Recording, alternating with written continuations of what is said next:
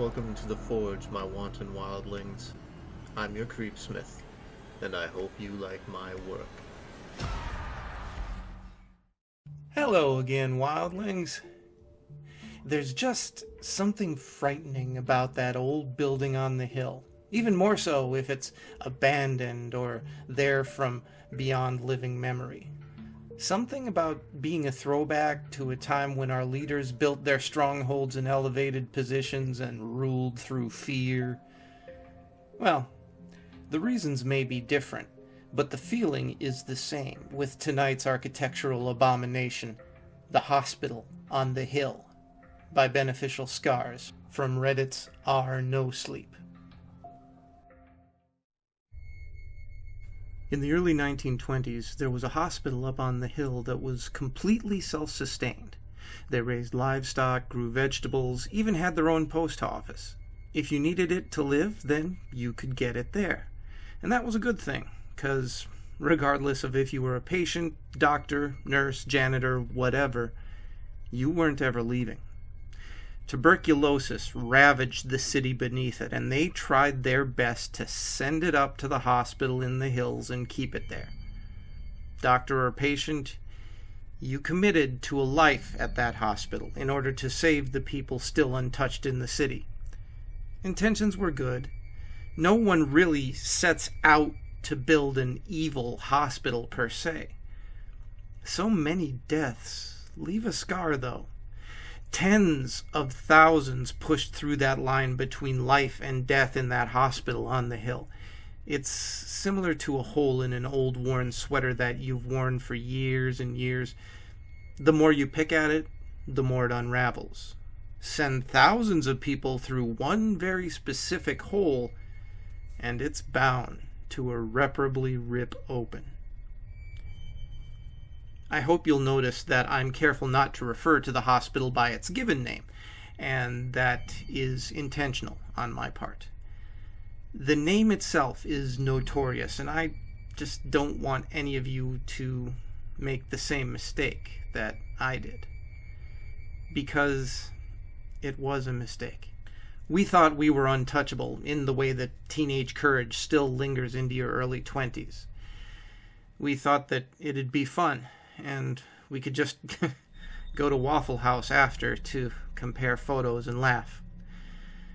The hospital saw us, though. Peter more than any of us. God, Peter. We were all friends from high school.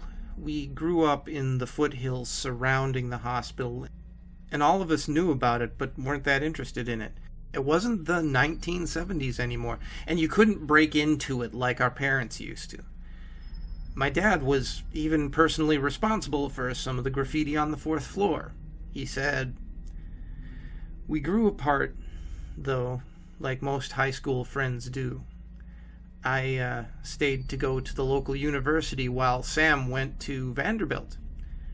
Lucas to a small private school in Virginia, and Peter went the farthest, to Texas A&M, on a football scholarship. We kept in contact as best we could, but 4 years is a long time, and it eventually turned into just liking each other's Facebook posts and texting on birthdays. Peter sent a group text to all of us in early September out of the blue. He said that he'd be back in town visiting his family, and we should all get together if any of us were close or wanted to make the drive. Now, I'd never left the city, so of course I was in. Sam made the easy drive up, only a couple of hours. Only Lucas begged off, not wanting to make the long drive back. We planned to meet up at a new bar that had opened in the recently trendy part of town. It wasn't exactly our scene. Peter had gotten there first, and I could see his hulking frame in a small booth in the corner. He'd already ordered the cheese fries. "Hey, man," I said as I slid in opposite of him. "How are things?" He put a hand up. He was still chewing. Peter was a large man, which when he had played football came in handy, and combined with considerable practice landed him a football scholarship. He'd lost it in his second year, though, ACL tear. He could never play the same. He pretended it didn't bug him, but he dropped out of school soon after that. He'd stayed in College Station, working some mechanic job. He didn't talk much about it.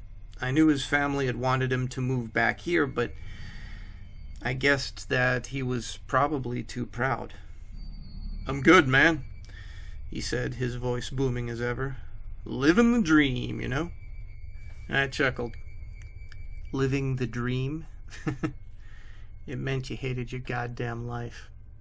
Sam slid in easily next to me, shaking the rain from his coat and immediately grabbing some of Peter's cheese fries.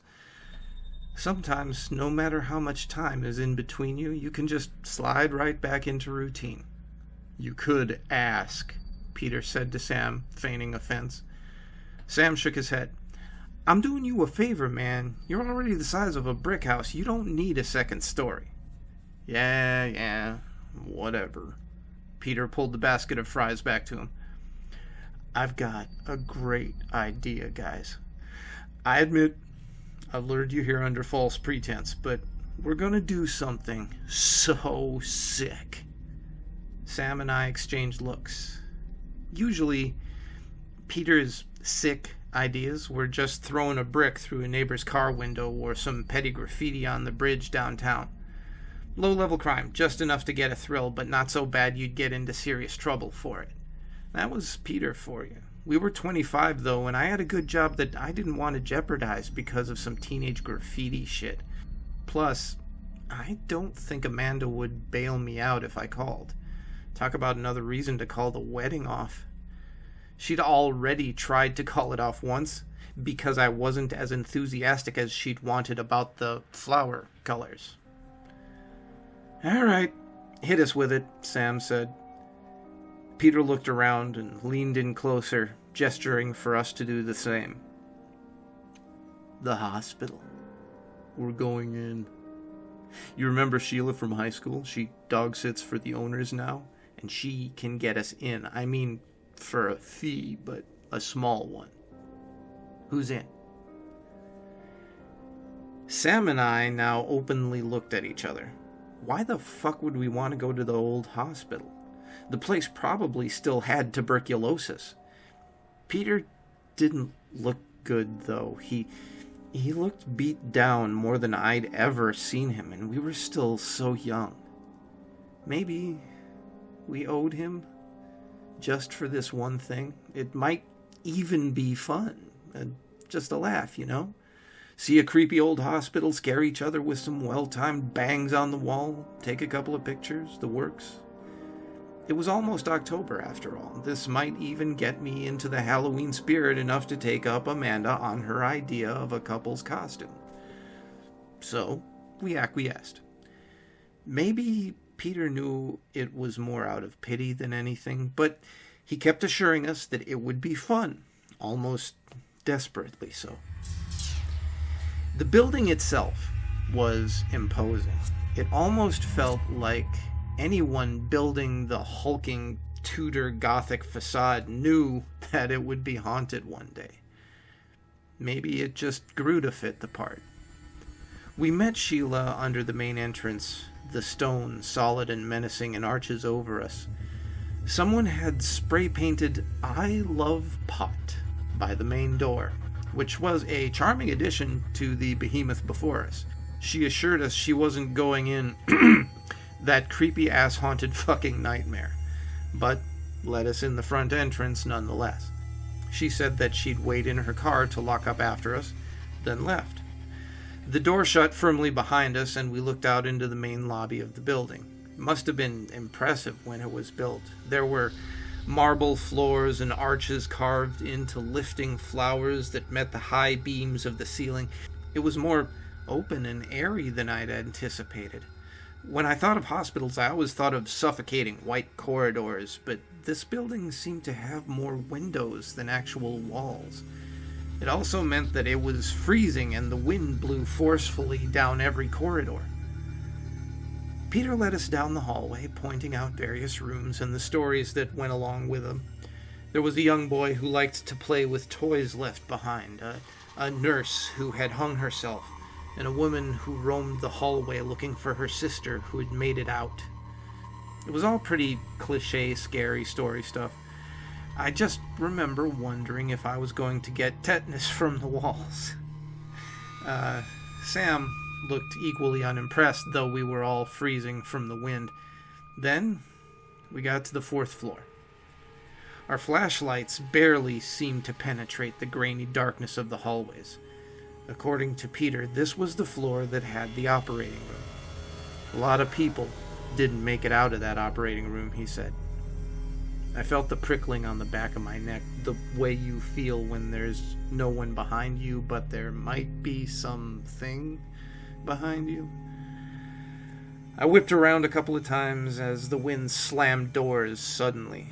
Sam mustered up a weak smile, but we were all feeling it. This wasn't fun anymore.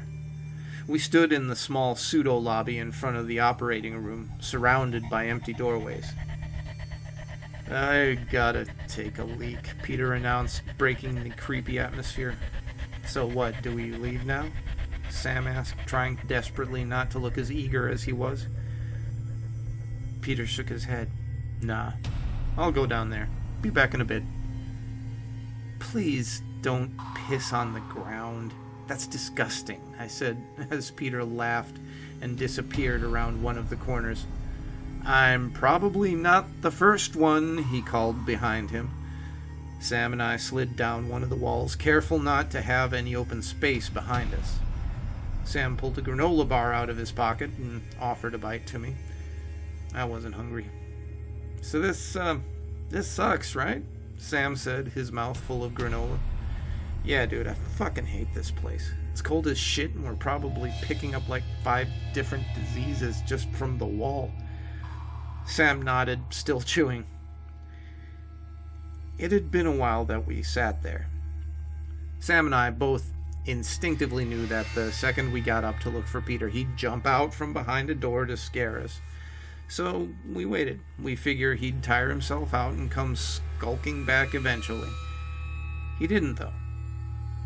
I don't know how long we waited, maybe 30 minutes before we figured we'd be good sports and go find him. We dusted ourselves off, stood, trying to look down the hallway for Peter's large shape trying to hide behind a door. Nothing but darkness. Sam handed me one of the flashlights, and we made our way down the hallway, shining the flashlights into every room. Then they went out. Sam and I both cursed in unison. "Peter," Sam called into the hallway, "I know you're not still pissing. Our flashlights went out, and we need yours. Meet us by the elevator shaft, okay? We're going home." Silence met us. I remember being pissed that Peter was really committing to this bit. Then a small blue ball rolled down the hallway and stopped a few feet short of us. Sam and I both looked at it, then at each other. "Ha ha," Sam murmured under his breath and then launched the ball back down the hallway. He'd been a pitcher in high school. Maybe that's why we didn't hear it land. "Peter, you jackass!" he called, stomping down the hallway towards where the ball had come from. I heard a knocking from down the opposite end behind us. "Hey, you check down there. I heard something down here, so I'll go look there. Meet up in a bit," I said. Sam nodded and then continued down the hallway. I turned back to the darkness ahead and tried to use the weak light from my phone to see the way. Eventually, that drained the battery and it clicked off unceremoniously. I was alone with only the moon trying to make it through the windows. That's when I saw it. Standing by a pile of leaves that must have been blown through the windows. I don't know how to describe it. It wasn't a ghost, or at least one that I'd ever heard of.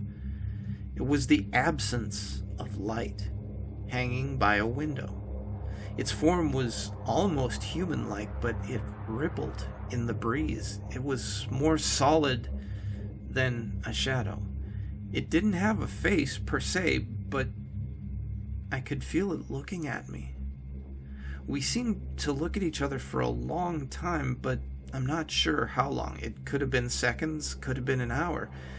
It didn't seem angry, but I think maybe that's why I followed it. It just wanted to show me something. I climbed the stairs after it. It seemed to blink in and out of space and simply reappear in the next place that it wanted to be. I was in a haze, completely forgetting about Sam and even Peter. I was scared, but compelled to follow it, to see it through. That I owed it that much. The roof was cold and the wind howled through the trees. The figure had disappeared, but maybe the moon was too bright for me to see it up here. I could still see Sheila's car parked down below. I waved, but she wasn't looking up.